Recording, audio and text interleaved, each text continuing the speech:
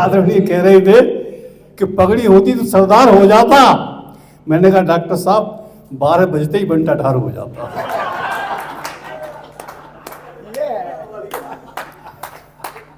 हंसना हंसाना तो खैर चलेगा ही। एक ऐसा छंद जो मेरे अभी दिमाग में आया है, क बे प्रताप दीक्षित, छंद के पहले अक्षर को लेंगे नाम बन जाएगा। सुधी श्रोता विद्वान बैठे हैं, सुने साहब। क बे प्रताप दीक्षित, ये आ जाएगा 8 लाइनों में और पहला अक्षर नाम दे जाएगा।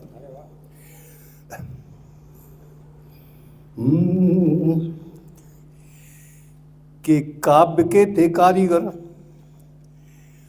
और काव्य कला के थे सिंधु।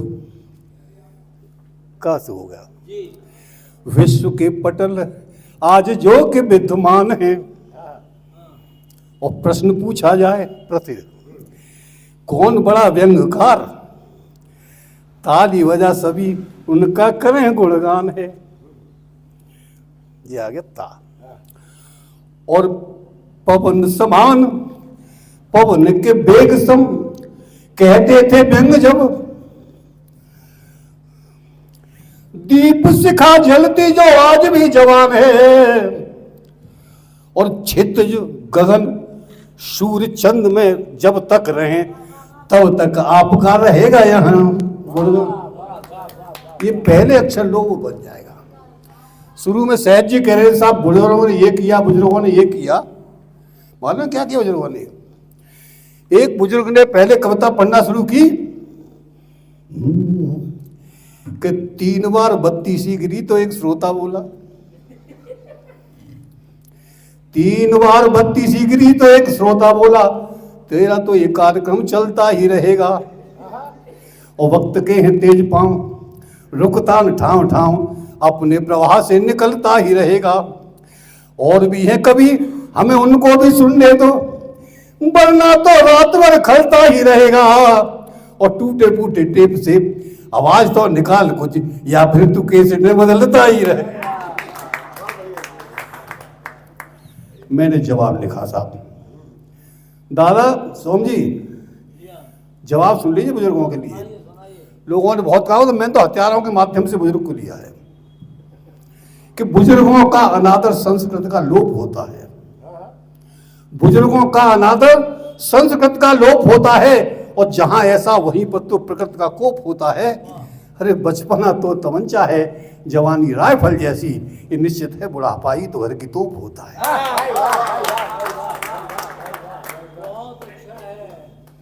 और एक भावना हो कि कहा किसने सुना किसने, नब ये बात दोहराओ, तुम्हारा है हमारा है ऐसे मत बीच में लाओ।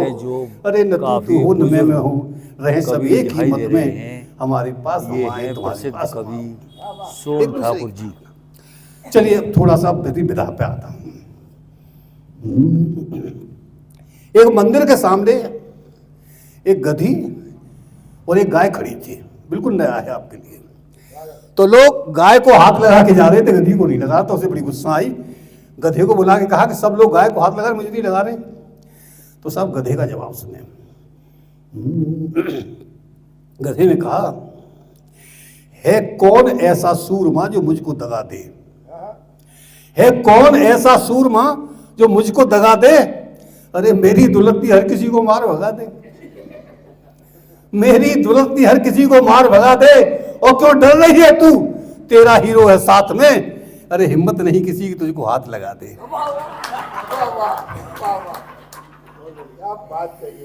हिम्मत नहीं किसी की तुझको हाथ लगा दे। तो बोली कि मान लो हाथ लगा दे, छिड़खानी हो गई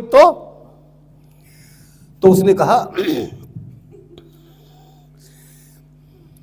कि जिस वक्त भी शंखेश्वरी स्वर फूट जाएंगे, शंखेश्वरी जिस वक्त भी शंखेश्वरी स्वर फूट जाएंगे, छींटा कसी के बाण सभी टूट जाएंगे। और सावन के घन समान जब करूंगा गर्जना, मैं रैंकने लगा तो छक्के छूट जाएंगे। उसने कहा मान लो फिर भी मुकदमा पड़ गया हो गया तो इस तीसरी लाइन में कविता है जिसपे आपका आशीर्वाद चाहता हूं। उन्होंने कहा कि विश्वास बढ़ गया है मेरा अपनी जीत में, बदनाम आ गया है भारत की रीत में। बदलाव आ गया है प्रशासन की रीत में और विश्वास मेरा बढ़ गया है अपनी रीत में। और मुझको पूछा रंजनी ने ये बताया कि अब तो गधे भी आ गए हैं राजनीति में। चलिए साहब, एक मैं जब यहां आ रहा था चौराहे पे मैंने देखा पूरा अट्ठास ने हंसे तबीयत से कि एक सांड एक नेताजी के पीछे भाग रहा था। मैंने पूछा क्या हुआ? लवानिया जी पास में खड़े थे, ये बोले, उन्होंने बताया जो मैं बता रहा हूं कि एक मरघिल्ली सांड नेताजी के पीछे भागो देख के वो छट्टी वागी नेता बड़ो डरो है। और मैंने कही कहा भयो तो लवानिया जी ने बताई वो जैसे सांड 2-3 दिन भूखो पर हो। मैंने कहा सांड से एक भूखा है तो घास खा ले, इस मोटे ताजे नेताजी में कहा धरो है। और सांड ने कही कि जिद्दी दादा मैंने सूंघ ली, जा सारे नेता की खोपड़ी में भूसा भरो है। और एक रचना कि हम लोग क्यों हंसते हंसाते ऐसे भौने तेछे अभिनय करते, चुटकुले वाली बात कही ना, तभी से सुनो रचना सुना रहा हूं कि झूठे साँचे हाथ सुनाकर हंसता और हंसाता हूं और कोरे हाथ सुनाकर मैं तुमसे ताली बजवाता हूं। दादा रचना वो है अगर एक अक्षर भी कम पड़ गया मात्रा का तो मात्रा पढ़ी नहीं जाएगी।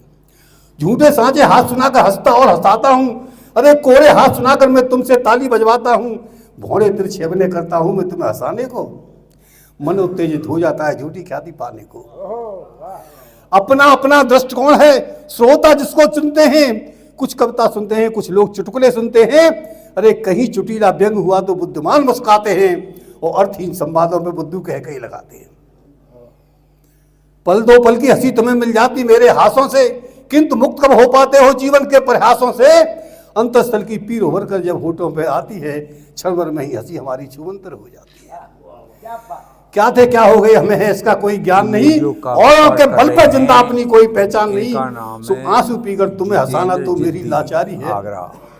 ऐसा ही वक्त ये हास आया कि आंसू पीर तुम्हें हंसाना तो मेरी लाचारी है। मेरा मन मुझसे कहता है तू तो एक मदारी है, तू तो एक मदारी है, तू तो एक मदारी है। हंसी खोजने चला एक दिन मुझे सुबह से शाम हुई, घोर निराशा हाथ लगी मेरी कोशिश नाकाम हुई।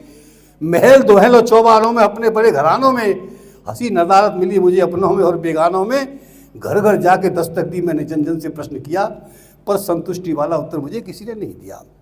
हंसी मिली खोखली मिली, मुख पे झूठी मुस्कान मिली, और सच में तो मानवता में दानवता की पहचान मिली।